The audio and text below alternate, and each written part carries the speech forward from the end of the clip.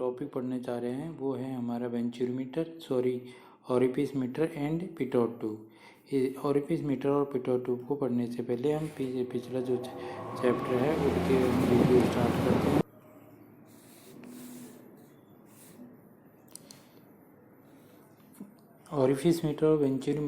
Orifice meter and pitot tube को पढ़ने से पहले हम कुछ बेसिक रिवीजन कर लेते हैं। अभी हमने पढ़ा था मेन टॉपिक जो है चैप्टर का नाम है hydrodynamic flow and it's management. इसमें सबसे पहले हमने पढ़ा था कुल ऊर्जा के पार्ट पढ़े थे। कुल ऊर्जा किस से मिलकर बनी है? दाब ऊर्जा प्लस स्थितिज ऊर्जा प्लस गतिज ऊर्जा। स्थितिज ऊर्जा क्या होती है, गतिज ऊर्जा क्या होती है, दाब ऊर्जा क्या होती है, ये तीनों हमने पढ़ा था। इन तीनों का समीशन हमारा कुल ऊर्जा होगी। फिर स्थिति शीर्ष, दाब शीर्ष और गति शीर्ष क्या होगा वो हमने अभी पढ़ा था। अब हम इसमें पढ़ने वाले हैं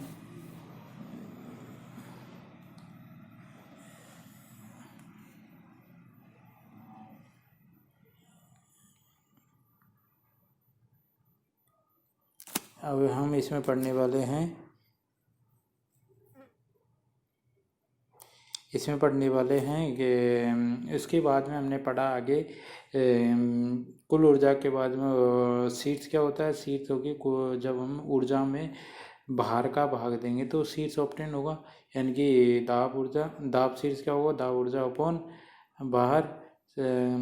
उसके बाद में क्या बोलते हैं दाब शीर्ष, गति शीर्ष और स्थिति शीर्ष के बारे में पढ़ा। उसके बाद में हम पढ़ा था हमने बर्नौली प्रमेय क्या होते हैं। बर्नौली प्रमेय क्या होता है? बहते हुए द्रव में किसी एक बिंदु पर कुल ऊर्जा का मान समान रहता है, ये पढ़ा था। उसके बाद में उसकी कुछ लिमिटेशन थी कि भाई बर्नौली प्रमेय अप्लाई करने के लिए फ्लो स्टेडी होने चाहिए, द्रव असंपीर्ण होने चाहिए, आसान होने चाहिए, ये हमने कुछ पढ़े थे। और प्रवाह धारा रेखा होने चाहिए। इसके बाद में हम नेक्स्ट टॉपिक आए थे बर्नौली प्रमेय के अनुप्रयोग। बर्नौली प्रमेय के जो अनुप्रयोग थे वो थे हमारा पहला वेंचुर मीटर, दूसरा ओरिफिस मीटर, तीसरा हमारा पिटोट ट्यूब। वेंचुर मीटर के बारे में हम पढ़ चुके। वेंचुर मीटर क्या होती है? एक ऐसी युक्ति जिसकी सहायता से हमें बहते हुए द्रव का निस्तरण ज्ञात किया जाता है, ठीक है। उसके बाद में हमने उसका फॉर्मूला डिराइव किया था Q equal to formula derive किया था हमने Q equal to CD into A1 A2 upon under root A1 square minus A2 square into root 2GH। इस तरह से हमने इसका फॉर्मूला पढ़ा था। Q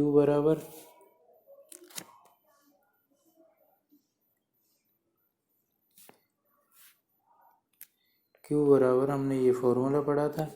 तो उसके बाद में हम उसके वेंचुर मीटर न्यूमेरिकल किया। अब हम आते हैं हमारे मेन जो आज का टॉपिक है orifice meter and pitot tube. Prepared by this topic है कंटेन है ओरिफिस मीटर। पहला ओरिफिस मीटर क्या होती है, दूसरा flow to find the discharge through the orifice meter से जो डिस्चार्ज होगा उसको ज्ञात करने के लिए जो फॉर्मूला वो कैसे निकालना है वो डेरिवेशन। उसके बाद में हमने इसमें पढ़ेंगे इम्पोर्टेंट रिजल्ट। उसके बाद में ओरिफिस मीटर का उपयोग क्या है। फिर उसके बाद में पिटोट ट्यूब, ये पीरी ट्यूब नहीं है, पिटोट ट्यूब है, ये सेकंड नंबर पे है, ये पिटोट ट्यूब है, ये हमारा पिटोट ट्यूब है, ठीक है। सेकंड पॉइंट जो है हमारा पीरी ट्यूब नहीं है, ये गलत है, ये पिटोट ट्यूब है। उसके बाद में पिटोट ट्यूब के इम्पोर्टेंट रिजल्ट और उसके बाद में use of the pitot tube. पीरीट नहीं, पिटोट ट्यूब है,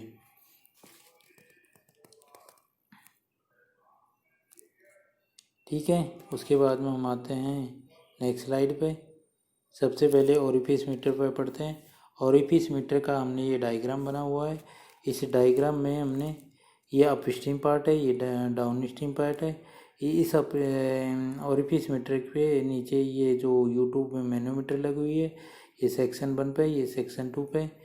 अब देखो ओरिफिस मीटर सेक्शन 1 या सेक्शन 2 के बीच में एक पतली सी प्लेट लगाई हुई है। इस पतली सी प्लेट में होल किया हुआ है, इस होल से हमारा पानी निकलेगा, मतलब। और ये देखो अभी इसमें लिखा यह है कि ओरिफिस मीटर बर्नौली प्रमेय पर आधारित एक विसर्जन मापने की युक्ति है। ओरिफिस मीटर क्या है? बर्नौली प्रमेय पर आधारित एक विसर्जन नापने की युक्ति है। ठीक है, अब इस फिगर को हम और डिटेल में पढ़ेंगे आगे। Next slide.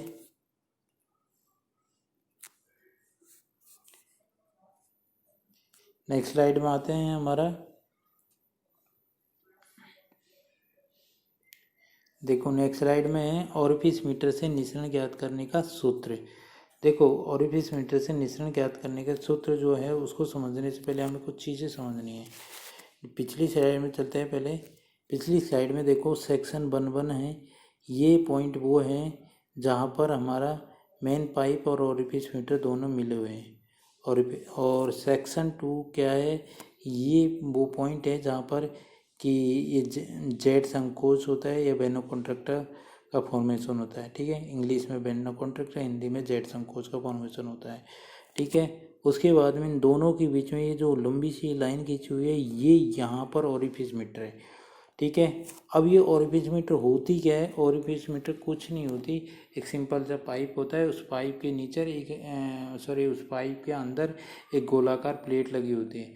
उस प्लेट में हम होल करते हैं, छोटा सा होल करते हैं। और वो प्लेट जिसके अंदर छोटा सा होल, उस होल को ही हम क्या बोलते हैं? ओरिफिस। और पूरी जो प्लेट से होल समेत है उसको बोलेंगे हम ओरिफिस मीटर। ठीक है, से 0.22 जो है हमारा ये है हमारा क्या है? जेड संकोच, जेड संकोच, ये 0.22 जेड संकोच है। और 1 ये है। ये उसके नीचे ये लगी हुई है हमारी क्या लगी हुई है? मैनोमीटर लगी हुई है। अब इस मैनोमीटर के अंदर एच दिखा है। एच क्या है कि जो सेक्शन 1 से सेक्शन 2 के इस ऐसे द्रव बह रहा है, ये द्रव जब ऐसे बहेगा तो प्रेशर यहाँ ज़्यादा होगा, यहाँ प्रेशर कम होगा। तो इन दोनों को जो प्रेशर डिफरेंस है उसको एच से रिप्रेजेंट किया गया है। अब हमारा क्वेश्चन जो आगे आएगा, आगे हमारी नेक्स्ट स्लाइड में लिखा हुआ है, उसको हम यहाँ समझा देते हैं और फिर आगे पढ़ लेंगे कि ये जो बेनो कॉन्ट्रैक्टर है, जेड संकोच है, ये जेड संकोच इस ओरिफिस से इतनी दूरी पर बनता है। पहली चीज़, जेड संकोच होता है क्या है? जेड संकोच होता है कि जेड संकोच मतलब ओरिफिस से वह दूरी जहाँ पर हमारी धारा रेखा एक दूसरे के, यानी कि स्ट्रीम लाइन या धारा रेखा एक दूसरे के समानांतर होती है और क्षेत्रफल मिनिमम होता है, उस पॉइंट को हम जेड संकोच या फिर बेनो कॉन्ट्रैक्टर कहते हैं। ठीक है, अब बेनो कॉन्ट्रैक्टर पे क्या क्या होगा? क्षेत्रफल मिनिमम होगा, धारा रेखा एक दूसरे के पैरेलल होगी और ये स्ट्रेट होगी। ठीक है, यानी कि इस सेक्शन 2 पर जहाँ जेड संकोच है उस पे हमारा जो फ्लो होगा वो स्टेडी फ्लो होगा। ठीक है, अब इसके बाद में हम ये जो ओरिफिस मीटर का जो है ये है यहाँ पर जो होल किया हुआ है, ये होल इस तरह से होता है कि इस होल के इन साइड में, इनकी इस होल के इन साइड में, इस साइड में तो हमारा इस तरह से बनी होगी। देखो ये ऐसे आएगी और ये नीचे से आएगी और इसमें से यहाँ पर ये जो प्लेट है इसको इस तरह से इरेज किया जाएगा। एक मिनट मैं आपको दोबारा बताता हूँ कि इस तरह होगा हमारा कि ये जो प्लेट है ये, इसका ये पार्ट कटा होगा, यहाँ से ऐसे कटा होगा। ये आपको अभी मैं बताता हूँ। नेक्स्ट स्लाइड पर चलते हैं अपन। ये देखो ये जो इनसाइड का पार्ट है, इस साइड का वो तो है हमारा नुकुलर पार्ट, इस साइड से हमारा टेपर किया हुआ है। तो ये जो किया हुआ है इसमें होता क्या है, ये जो इस साइड में जो नुकुलर पार्ट है ये हमारा जो इसका डायमीटर है, जो पाइप का डायमीटर है उसका 0.02 टाइम होगा, और ये जो इस साइड का पार्ट बचा है वो 0.03 टाइम होगा। ये जो टेपरिंग होगी वो 30 से 50 डिग्री कोण के बीच में होगी, ठीक है, 30 से 50 डिग्री कोण के बीच में होगी। तो ये हमारे इस तरह से ही होगा, और इसके बारे में हम आगे इसके जो इम्पोर्टेंट रिजल्ट है उसके बारे में उस टाइम पढ़ेंगे, ठीक है। तो एक्चुअल में होना क्या है कि हम मेजरमेंट की बात कर रहे हैं यहाँ पर ही, लेकिन यहाँ पर हमारी बर्नौली प्रमेय अप्लाई नहीं होगी। देखो हमें मेजरमेंट कहाँ करना है, ऑरिफिस मीटर पर। ऑरिफिस मीटर कहाँ है, यहाँ पर। ऑरिफिस मीटर यहाँ पर ऑरिफिस मीटर है, लेकिन बर्नौली प्रमेय कहाँ पर लगेगी, जहाँ पर फ्लो हमारा स्टडी होगा।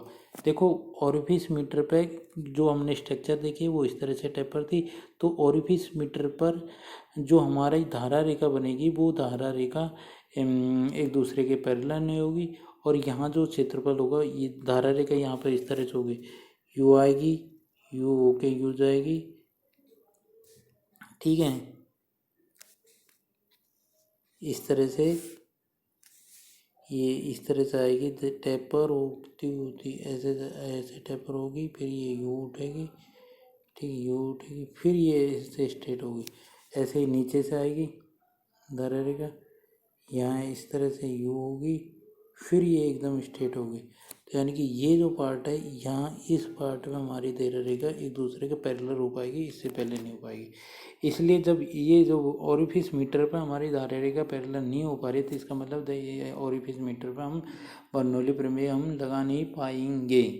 इसलिए बर्नौली प्रमेय लगाने के लिए ऐसा पॉइंट चाहिए जहाँ पर हमारा धारा रेखा अपरिवर्ती हो, ठीक है। धारा रेखा अपरिवर्ती के लिए सेक्शन 2 पर अपरिवर्ती, इसलिए हमें ऑरिफिस मीटर पर जो हम डिस्चार्ज कैलकुलेट फॉर्मूले करेंगे तो वो ऑरिफिस मीटर पर नहीं करके 2 पर करेंगे। अब आते हैं हमारे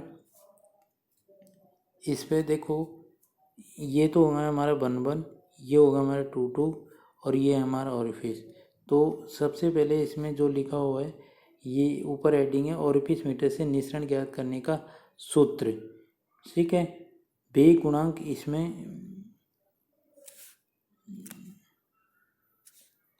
देखो यहाँ पर वेग गुणांक सी बी बराबर वेग गुणांक है, सी सी संकुचन गुणांक है, ठीक है, सी सी संकुचन गुणांक, A1 क्या है, पाइप का क्षेत्रफल है, और A2 क्या है, जेड संकोच पर जेड का क्षेत्रफल है। सी डी क्या है हमारा, सी डी है हमारा निःसरण गुणांक, ये रहा सी डी। ए नोट क्या है, ऑरिफिस का क्षेत्र, इसका क्षेत्रफल ए नोट है, और क्यू हमारा डिस्चार्ज है, ठीक है। तो इसमें सबसे पहले हमें, और ये जो एच है वो एच है बिंदु 1 और 2 के मध्य दाबांतर या पिजोमेट्रिक शीर्ष। तो हमें बर्नौली प्रमेय लगाने, बर्नौली प्रमेय के किस बीच में, 1 और 2 के बीच में। तो 1 और 2 के बीच में क्यों लगा रहा है, क्योंकि जो है मैंने ऑरिफिस मीटर पर धारा रेखा प्रवाह नहीं होता है, इनकी फ्लो स्टडी नहीं है, तो बर्नौली प्रमेय लगेगी नहीं। बर्नौली प्रमेय से P1 upon small w plus B1 square, यानी कि यहाँ velocity V1 square upon 2G plus Z1 बराबर P2 upon small w plus B2 square upon 2G plus Z1। अब देखो ये ऑरिफिस मीटर हॉरिजेंटल है, इसलिए Z1 बराबर Z2 बराबर Z1 लिखा, तो ये दोनों कैंसिल हो जाएगी। ये Z2 है, सॉरी ये Z1 नहीं है, गलत है, Z2 है। तो हमने क्या किया, B1 स्क्वायर को इधर लगे, और P2 upon small w Z2 को इधर लिए, P1 upon small w plus Z1 minus P2 upon small w minus Z2 बराबर दिस। तो इसको हमने H लिख दिया, क्योंकि ये क्या है, दावांतर है, तो दावांतर, इसको H लिख दिया। तो ऊपर जो हमारा समीकरण है, ऊपर जो समीकरण है ये वाला जो समीकरण है, इस समीकरण में जो है ये जो पार्ट है P1 इधर का, P1 upon small w plus Z1 minus P2 upon small w plus Z2 की जगह बराबर H लिख, तो इसकी जगह उन्हें H लिख दिया, तो ये H बराबर B2 square upon 2G minus B1 square upon 2G, ठीक है, B1 स्क्वायर अपॉन 2 जो H बराबर भी होगा। उसके बाद में ये 2G को इधर मल्टीप्लाई किया तो 2G H बराबर B2 square minus B1 square, ठीक है। अब इसके बाद हम क्या करेंगे, जो ये यहाँ पर हमारा था B2 स्क्वायर बराबर B1 स्क्वायर B2 स्क्वायर बराबर B1 स्क्वायर प्लस 2GH, ये किया हमारे पक्षांतर कर दिया। तो ये B2 स्क्वायर बराबर B1 स्क्वायर प्लस 2GH, तो B2 बराबर under root B1 square plus 2GH। तो उसके बाद में अब देखो हमें डिस्चार्ज निकालना, डिस्चार्ज में वेलोसिटी चाहिए, वेलोसिटी B2 हमारे ये आ गई, लेकिन B1 हमें पता नहीं, तो B1 को हटाना हुआ। तो हमने क्या किया, A1 B1 बराबर A2 B2, ठीक है। तो शांता समीकरण के अनुसार तो A1 B1 बराबर A2 B2। अब चूंकि A2 जो है वो जेड संकोच पर क्रॉस सेक्शन एरिया है, जेड संकोच पर क्रॉस सेक्शन एरिया है, लेकिन A2 को हम मेजर नहीं कर पाएंगे क्योंकि A2 जो धार A2 है कि ये A2 है हमारा, ये A2 धारा रेखा है, और ये धारा रेखा क्या है, काल्पनिक होती है। तो ये धारा रेखा काल्पनिक होती है, इस वजह से इसको हम मेजर नहीं कर पाता है। इसलिए A2 को हमेशा A0 की टर्म में, यानी कि ऑरिफिस के क्षेत्रफल की टर्म में यूज़ करना है। और ऑरिफिस के क्षेत्रफल की टर्म में यूज़ करने के लिए CC यहाँ से देखो, पहले शांता समीकरण लगा है A1 B1 बराबर A2 B2। अब A2 को हटाना है, A2 को हटाने के लिए क्या है, CC क्या था, संकुचन गुणांक। CC है हमारा संकुचन गुणांक, ये रहा CC हमारा संकुचन गुणांक। CC संकुचन गुणांक क्या है, A0 upon A2 upon A0 है, ठीक है। ये लिखा A2 अपॉन A0 बराबर CC, तो यानी A2 बराबर A0 इंटू CC। तो यहाँ A0 की जगह ये रख दिया। जैसे ये रखोगे, ये यहाँ पर रखोगे तो हमारा क्या आ जाएगा, A1 B1 बराबर A0 CC इंटू B2।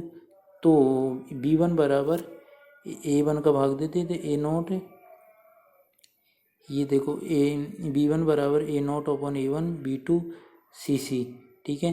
इस B1 की जगह हमने ये रख दिया। ये रखने के बाद में हमारा B2 बराबर B1 का मान इसमें रखोगे समीकरण 1, इसमें रखने के बाद में B2 बराबर अंडर रूट A0 स्क्वायर, इसका देखो B1 स्क्वायर था, B1 की जगह हम रख रहे हैं इसका मान ये, तो ये पूरे का होल स्क्वायर होगा, इसका होल स्क्वायर होगा तो A0 square upon A1 square into CC square into B2 square plus 2GH, ये होगा। उसके बाद में ये हो गया B2, और C भी हमने पढ़ा था वेग गुणांक। तो वास्तव ये तो क्या है हमारा थ्योरेटिकल वेग है, वास्तविक वेग क्या होगा B2 इंटू, क्योंकि हमने पढ़ा था वेग गुणांक बराबर है वास्तविक वेग अपॉन काल्पनिक वेग। तो वास्तविक वेग बराबर क्या होगा, वेग गुणांक इंटू काल्पनिक वेग। तो वेग गुणांक C भी इंटू काल्पनिक वेग हमारे ऊपर का, इसको यहाँ पर हमने एडजेक्टिव दिया। तो फिर इसका B2 स्क्वायर दोनों साइड में होल स्क्वायर किया तो ये हो गया B2 स्क्वायर, और ये CB का CB स्क्वायर होगा, और ये अंडर रूट हट गया तो ये बच गया। उसके बाद में हमने क्या किया, ये जो B2 स्क्वायर है, ये जो पूरी पक्ष है, इसको हमने इधर पक्षांतर कर दिया। करने के बाद B2 स्क्वायर को मिलेगा तो ये तो 1 हो जाएगा, 1 माइनस CB स्क्वायर, ये CB square A0 CC square upon A1 square बराबर ये इसे मल्टीप्लाई होगा CB स्क्वायर, तो 2GH इंटू CB स्क्वायर हो गया। अब हमने क्या किया, B2 बराबर ये पूरी कॉस्टिंग में आई, तो B2 बराबर इसका हमने पूरी को भाग दे दिया इसमें, तो बचा क्या हमारा B2 बराबर B2 स्क्वायर बराबर 2GH into CB square upon 1 minus CB square A0 square into CC square upon A1 square. तो B2 वर्गमूल लेने पर B2 स्क्वायर से B2 बच जाएगा, और CB स्क्वायर CB हो जाएगा, और 2GH का अंडर रूट हो जाएगा, और ये इसका अंडर रूट हो जाएगा पूरे का अंडर रूट के लिए इसने ऊपर लिख दिया पूरे के कोष्टक 1/2 का मतलब क्या है, वही अंडर रूट, ठीक है। अब हमें CC बराबर ये फॉर्मूला याद रखना है, ये बहुत काम आएगा, CB इंटू CC बराबर CD। कौन सा फॉर्मूला, ये बड़ा फॉर्मूला CB इंटू CC बराबर CD, ये फॉर्मूला हमारा बहुत काम आएगा। तो यहाँ हमारा जहाँ भी CB और CC बच रहा है वहाँ CD रख देंगे, CB इंटू CC पर की जगह CD रख दो, CD स्क्वायर। तो B2 बराबर CB under root 2GH upon under root 1 minus A0 square upon A1 square into CD square, ठीक है। तो Q बराबर ये तो वेलोसिटी आएगी, कौन सी वास्तविक वेलोसिटी, तो वास्तविक डिस्चार्ज क्या होगा, Q बराबर A इंटू B। तो यहाँ वेलोसिटी B2 है तो एरिया भी A2 चाहिए, तो Q बराबर A2 इंटू B2।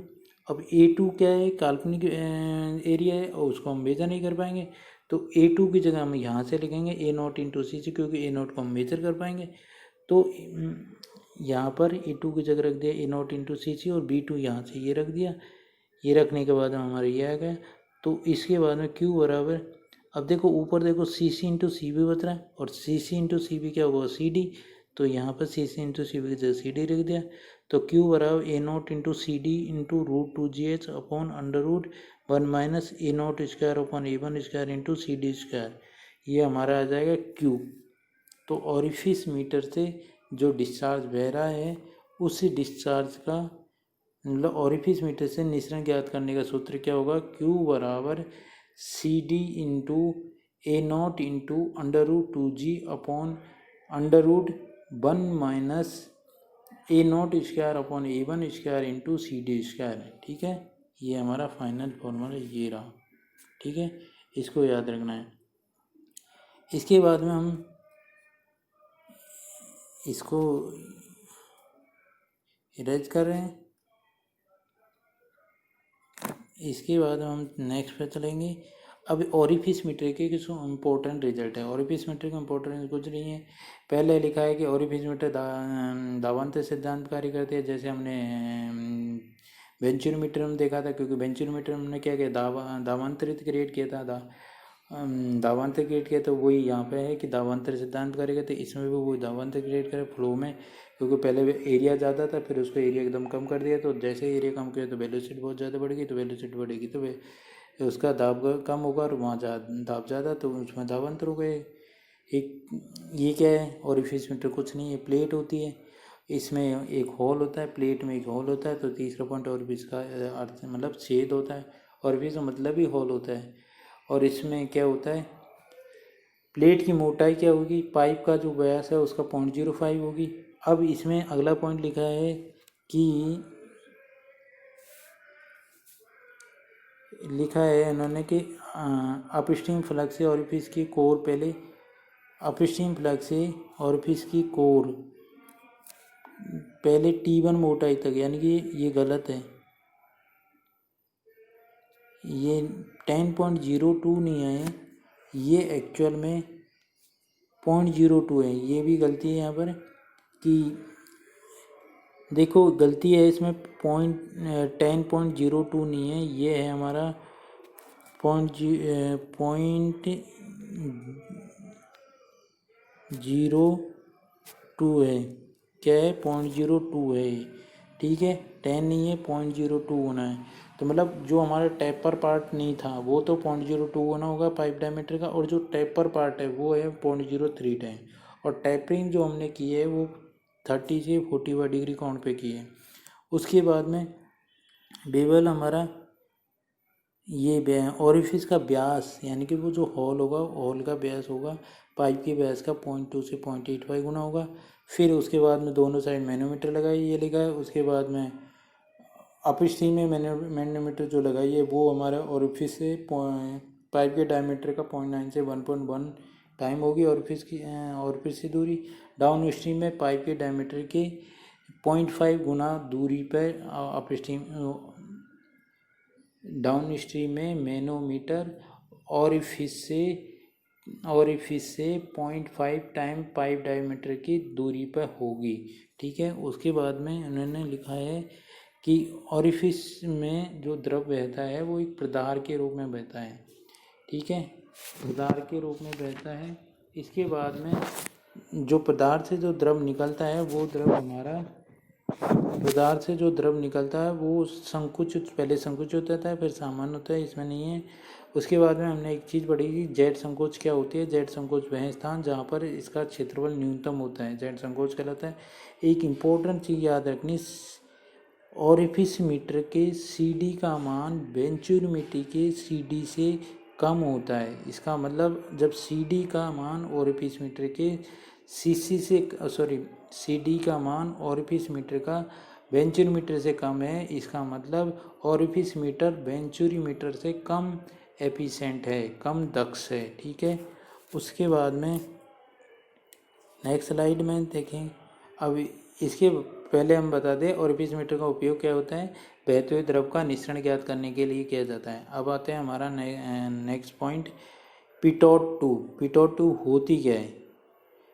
पहली चीज़, पिटोट ट्यूब एक ऐसी युक्ति होती है जिसकी सहायता से द्रव का वेग ज्ञात किया जाता है। ठीक है, बर्नौली प्रमेय पर आधारित ऐसी युक्ति जिसकी सहायता से, ये लिखा देखो, द्रव का वेग ज्ञात करने के लिए बर्नौली प्रमेय पर आधारित एक ऐसी युक्ति होती है क्या? Pitot tube. ठीक है, अब उसके बाद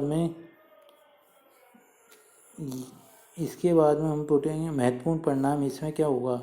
देखो मैं आपको समझा देता हूँ पहले कि इसमें लिखा क्या है। जो हमारा ये जो पॉइंट है ये है इसका इम्पोर्टेंट चीज़। तो इसको मैं पहले बेसिक समझा देता हूँ है क्या एक्चुअल में, कि पिटोट ट्यूब के अंदर हमने पहले शुरू में पढ़ा था कि जो कुल ऊर्जा होती है वो दाब ऊर्जा प्लस स्थितिज ऊर्जा प्लस गतिज ऊर्जा। तो जब गतिज ऊर्जा का मान कम होगा तो स्थितिज ऊर्जा बढ़ेगी या फिर हमारी दाब ऊर्जा बढ़ेगी। तो वो चीज़ इसमें है कि पिटोट ट्यूब के अंदर जो वेलोसिटी है, बहते हुए द्रव की वेलोसिटी, एक पॉइंट पर उसको जीरो की जाती है, और जो जैसे ही वेलोसिटी जीरो होगी तो उसकी गतिज ऊर्जा पूरी की पूरी किस में कन्वर्ट हो जाएगी? दाब ऊर्जा में कन्वर्ट हो जाएगी। बस इसमें ये कंसेप्ट है। ये लिखा हुआ है नियमानुसार, यदि किसी बिंदु पर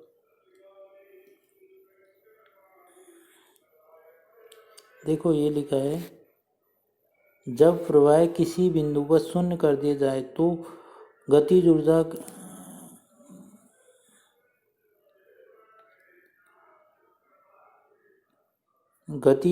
को के दाब ऊर्जा में बदलने से दाब बढ़ता है।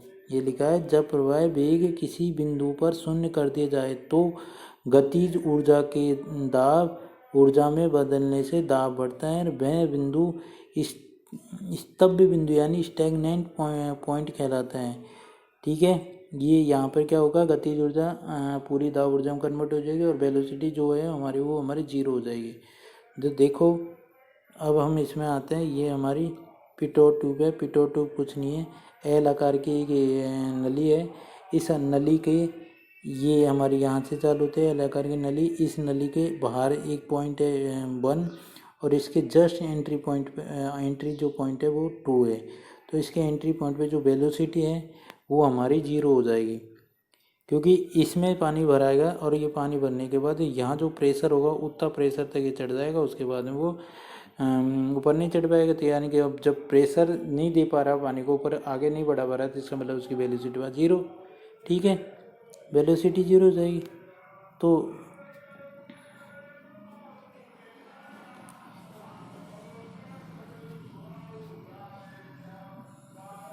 देखो ये हम कुछ पॉइंट को समझ लेते हैं। एल आकार की एक कांच की नली होती है, दोनों ओर खुली होती है ये नली।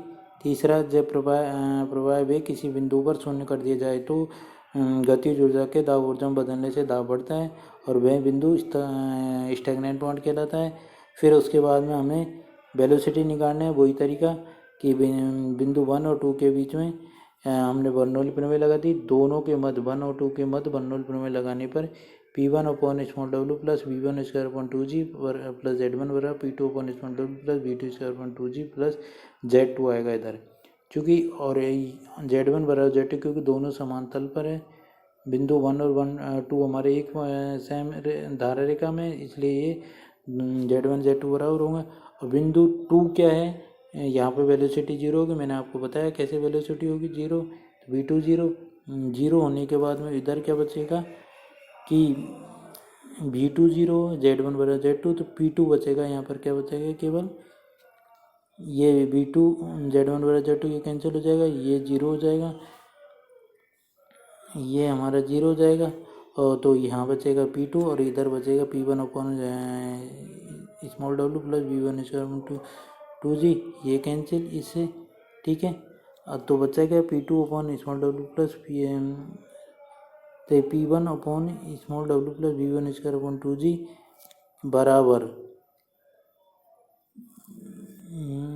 बराबर इसने किया है P1 अपॉन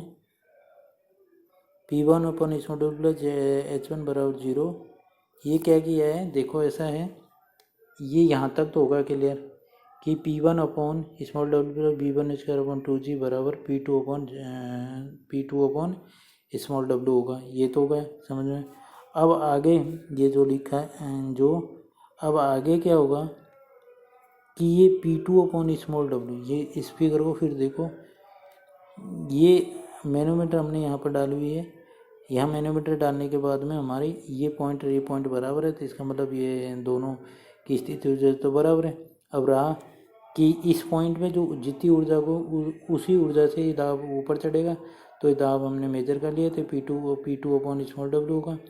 ये जो दाब है, क्योंकि यहाँ गतिज ऊर्जा 0, इस बिंदु पर इस बिंदु कुल ऊर्जा समान होगी, तो इस पे क्या होगा हमारा P1 अपॉन स्मॉल डब्ल्यू तो दाब होगा, प्लस ये हाइट जो है हमारी मतलब वेलोसिटी V1² अपॉन 2G को हमने h मान लिया। तो इस P2 अपॉन स्मॉल डब्ल्यू बराबर P1 अपॉन डब्ल्यू प्लस ये h, ये टोटल P2 अपॉन, देखो ये P2 अपॉन ये जो W है, इसको हमने क्या किया, ये तो हो गया P1 अपॉन डब्ल्यू, ठीक है, प्लस ये h, ये किया है हमने।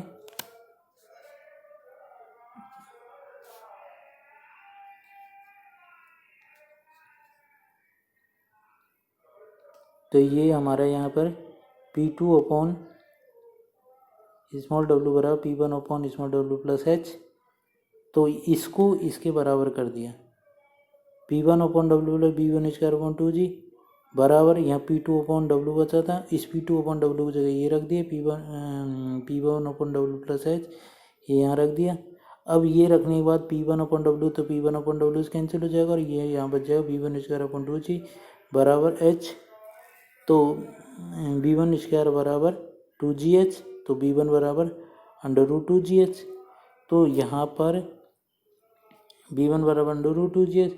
फिर हमें पता है कि CV क्या होता है, वेग गुणांक होता है, और वह CV वेग गुणांक है, वो है CV बराबर वास्तविक वेग अपॉन सैद्धांतिक वेग। तो CV बराबर वास्तविक वेग तो हमारा B, सैद्धांतिक वेग हमारा निकल गया है V1 बराबर √2GH, तो √2GH रख दिया सैद्धांतिक, तो CV बराबर B अपॉन √2GH, यानी B बराबर CV √2GH। ये हमारा पिटोट ट्यूब से वेलोसिटी, तो पिटोट ट्यूब का उपयोग होता है कि वेलोसिटी ज्ञात करने में काम लिया जाता है, बस इतना ध्यान रखते हैं। Thank you.